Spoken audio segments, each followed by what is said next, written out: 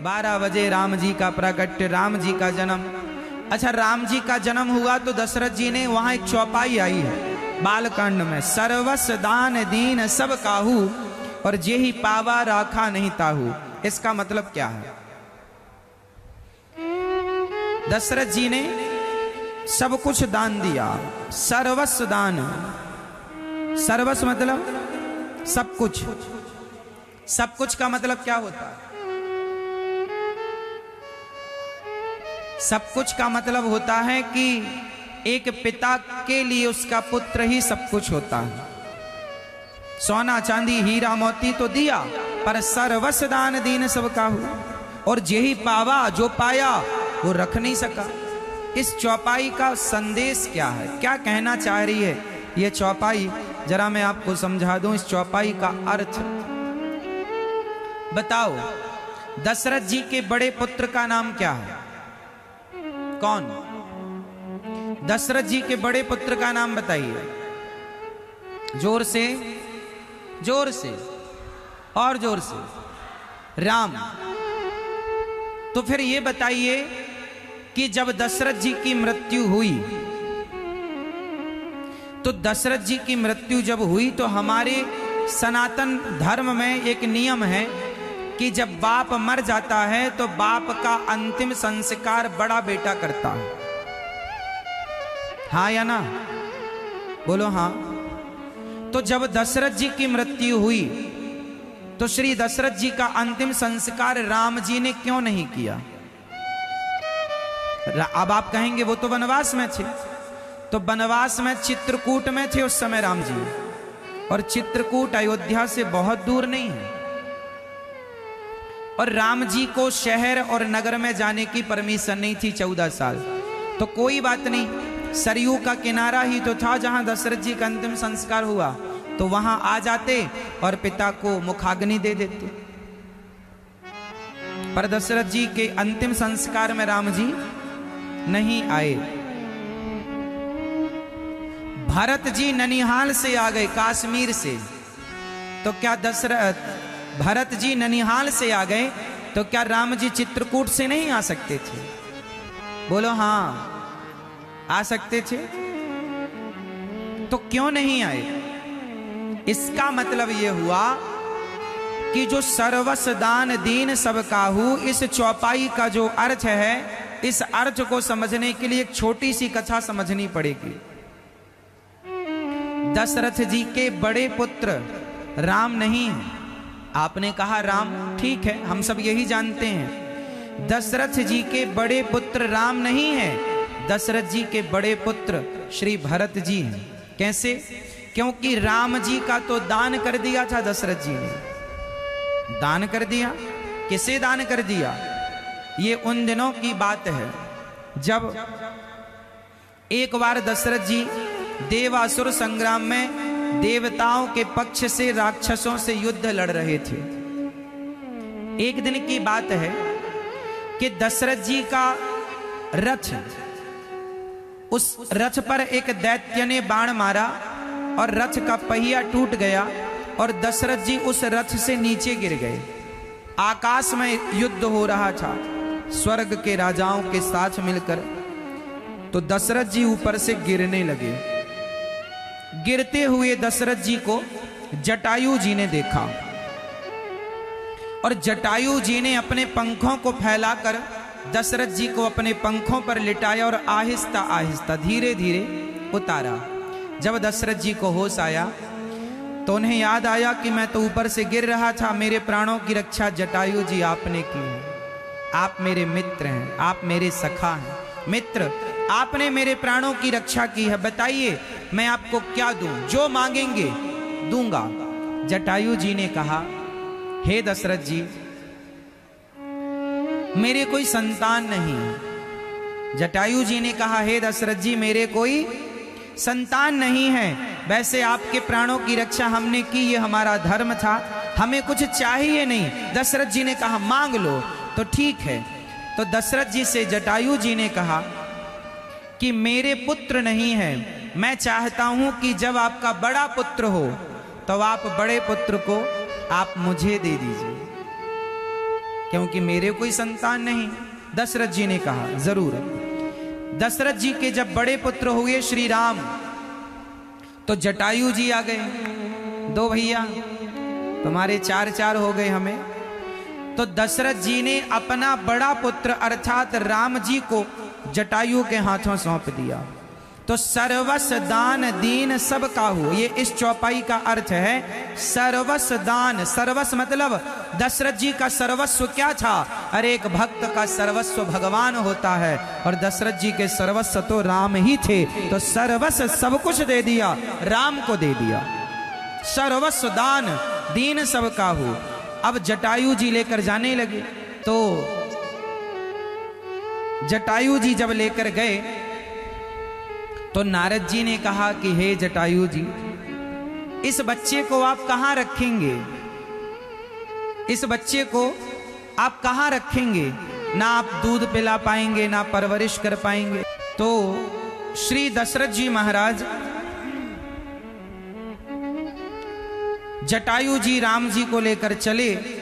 तो नारद जी ने कहा कि आप इन्हें कहां पानी पिलाओगे? कहां, छोटा सा बच्चा है, दूध कहां पिलाओगे? कहां सुलाओगे? क्या व्यवस्था करोगे? जटायु जी ने कहा सही बात है, हम कहां व्यवस्था करेंगे। नारद जी ने कहा जब बड़े हो जाएं, जिम्मेदार हो जाएं, तो अपना बेटा ले लेना। तो सर्वस दान दीन सब काहू, और जेहि पावा राखा नहीं ताहू। जिसने लिया वो रख ना सका।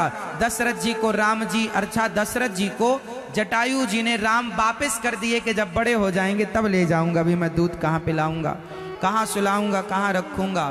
तो जेहि पावा राखा नहीं ताहू। तो सर्वस्व दान दीन सब काहू, सब कुछ दान कर दिया। इसलिए दशरथ जी के अंतिम संस्कार में राम जी नहीं आए, लेकिन जटायु का अंतिम संस्कार किसने किया था? जोर से। जटायु जी का अंतिम संस्कार किसने किया? अविरल भगति मांग बर गीध गयऊं हरि धाम। तेहि की क्रिया यथोचित निज कर कीन्ही राम। जटायु जी का अंतिम संस्कार किया था राम जी ने, पढ़ लेना रामचरितमानस। पक्षी का किया जटायु, और भी तो पक्षी मिले होंगे राम जी को, क्या सबका किया? नहीं। खुद के पिता मर गए, नहीं किया, क्योंकि दान कर दिया था। इसलिए आपको एक बात और याद दिला दूं कि दशरथ जी ने राम के हाथ से पिंड दान नहीं लिया, पिंड नहीं लिए। क्यों नहीं लिए? क्योंकि बड़े पुत्र वो दान कर चुके थे, और दिए हुए दान से पिंड दान कैसे ले लें? सीता जी ने पिंड दान दिया। बात है गया जी की। जब दशरथ जी चले गए, राम जी राजा बने, सिया जी रानी बनी, तो राम और सीता जी और लक्ष्मण जी और भरत जी सब लोग गए गया श्राद्ध करने के लिए। तो वहां पर गया जी में जब गए तो वहां पर पिंडदान का जब समय आया, उसी समय राम जी को कुछ याद आया कि अभी ये काम और बाकी है। वो करने गए, पिंडदान की सामग्री लेने गए। तब तक दशरथ जी आए, कहा बेटी सीता पिंडदान दे दो, हमें दो पिंड। सीता माँ ने कहा पिताजी यहाँ तो सामग्री ही नहीं है, क्या पिंडदान कर दें? बोले तुम बालू का पिंड बना कर दे दो। तो बालू मतलब रेत का पिंड बना करके और माता सीता ने दिया। दशरथ जी ने लिया और दशरथ जी वहां से चले गए। दशरथ जी चले गए। अब राम जी आए, बोले चलो पिंडदान करते हैं। सीता मैया ने कहा प्रभु पिंडदान तो हो गया। राम जी ने कहा सीता झूठ कह रही है, कैसे पिंडदान होगा मेरा बिना? नहीं, बोले पिताजी आए थे लेकर गए।